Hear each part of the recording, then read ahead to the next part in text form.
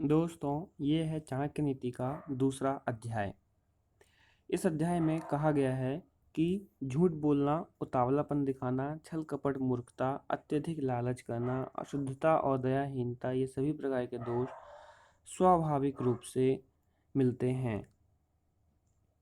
भोजन करने तथा उसे अच्छी तरह से पचाने की शक्ति हो तथा अच्छा भोजन समय पर प्राप्त हो, प्रेम करने के लिए अर्थात रति सुख प्रदान करने वाली उत्तम स्त्री के साथ संसर्ग हो, खूब सारा धन और उस धन को दान करने का उत्साह हो, ये सभी सुख किसी तपस्या के फल के समान हैं, अर्थात कठिन साधना के बाद ही प्राप्त होते हैं। जिसका पुत्र आज्ञाकारी हो, स्त्री उसके अनुसार चलती हो, पतिव्रता हो, जो अपने पास धन से संतुष्ट रहता हो, उसका स्वर्ग यहीं पर है। पुत्र वे हैं जो पिता भक्त हैं, पिता वही है जो बच्चों का लालन पालन पोषण करता है, मित्र वही है जिसमें पूर्ण विश्वास हो, और स्त्री वही है जिससे परिवार में सुख शांति व्याप्त हो।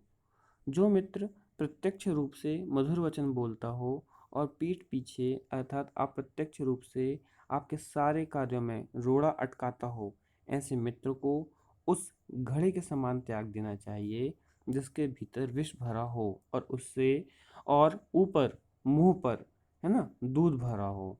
अर्थात जो मित्र प्रत्यक्ष रूप से मधुर वचन बोल रहा है ना, लेकिन पीठ के पीछे आपकी बुराई कर रहा है ना, तो वह व्यक्ति क्या करता है, सामने तो आपका काम बनाता है लेकिन आपके पीठ के पीछे आपका काम क्या कर देता है, बिगाड़ देता है। तो जो ऐसे मित्र होते हैं उनसे हमें दूर रहना चाहिए, जैसे हम विष के घड़े से दूर रहते हैं। ओके, नेक्स्ट है, अपने मित्र पर भी विश्वास नहीं करना चाहिए, क्योंकि कभी नाराज होने पर वह संभवतः आपका विशिष्ट मित्र भी आपके सारे रहस्यों को प्रकट कर सकता है। इसलिए हमें अपने रहस्यों को किसी को नहीं बताना चाहिए।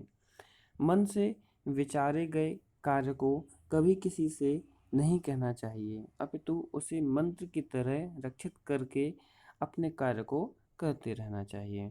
आपने मतलब मन में जो विचार व्यक्त सोचा है उसे हमें किसी को बताना नहीं चाहिए, और हमें जो मन में विचार किया हुआ है उसके तरह ही अपने कार्य को करना चालू कर देना चाहिए।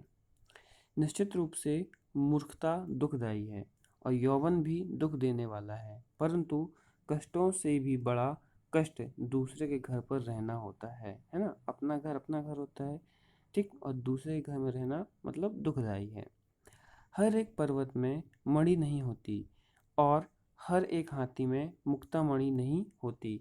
साधु लोग सभी जगह नहीं मिलते और हर एक वन में चंदन के वृक्ष नहीं होते, है ना। जो अच्छे व्यक्ति हैं वो आपको हर जगह नहीं मिलेंगे, जिस प्रकार चंदन के वृक्ष हमें हर जगह नहीं मिलते। बुद्धिमान लोगों का कर्तव्य होता है कि वे अपनी संतान को अच्छे कार्य व्यापार में लगाएं, क्योंकि नीति के जानकार व सद्व्यवहार वाले व्यक्ति ही कुल में सम्मानित होते हैं। जो माता पिता अपने बच्चों को नहीं पढ़ाते वे उनके शत्रु हैं। ऐसे अनपढ़ बालक सभा के मध्य में उसी प्रकार शोभा नहीं पाते जैसे हंसों के मध्य में बगुला शोभा नहीं पाता। अत्यधिक लाड़ प्यार से पुत्र और शिष्य गुणहीन हो जाते हैं और ताड़ना से गुणी हो जाते हैं। भाव यही है कि शिष्य और पुत्र को यदि ताड़ना का भय रहेगा तो वे गलत मार्ग पर नहीं जाएंगे। एक श्लोक, आधा श्लोक, श्लोक का एक चरण, उसका आधा अथवा एक अक्षर ही सही, है ना, आधा अक्षर प्रतिदिन पढ़ना चाहिए। स्त्री का वियोग, अपने लोगों से अनाचार, कर्ज का बंधन, दुष्ट राजा की सेवा, दरिद्रता और अपने प्रतिकूल सभा, ये सभी अग्नि न होते हुए भी शरीर को दग्ध कर देते हैं। ओके, नदी के किनारे खड़े वृक्ष, दूसरे के घर में गई स्त्री, मंत्री के बिना राजा शीघ्र ही नष्ट हो जाते हैं, इसमें संशय नहीं करना चाहिए।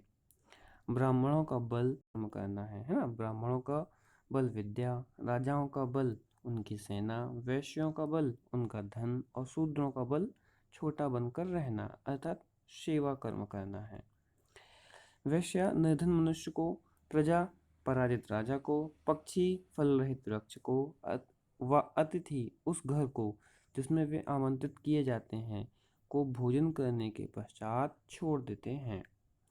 ब्राह्मण दक्षिणा ग्रहण करके यजमान को, शिष्य विद्या अध्ययन करने के उपरांत अपने गुरुजी को और हिरण जले हुए वन को त्याग देते हैं।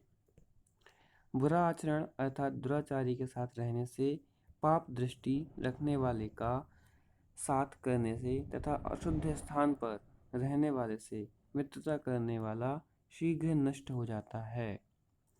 मित्रता बराबर वालों में शोभा पाती है। नौकरी राजा की अच्छी होती है। व्यवहार में कुशल व्यापारी और घर में सुंदर स्त्री शोभा पाती है। दोस्तों, आगे हम तृतीय अध्याय के बारे में चर्चा करेंगे। आप कृपया हमसे जुड़े रहें और हमारे चैनल को सब्सक्राइब करें। धन्यवाद।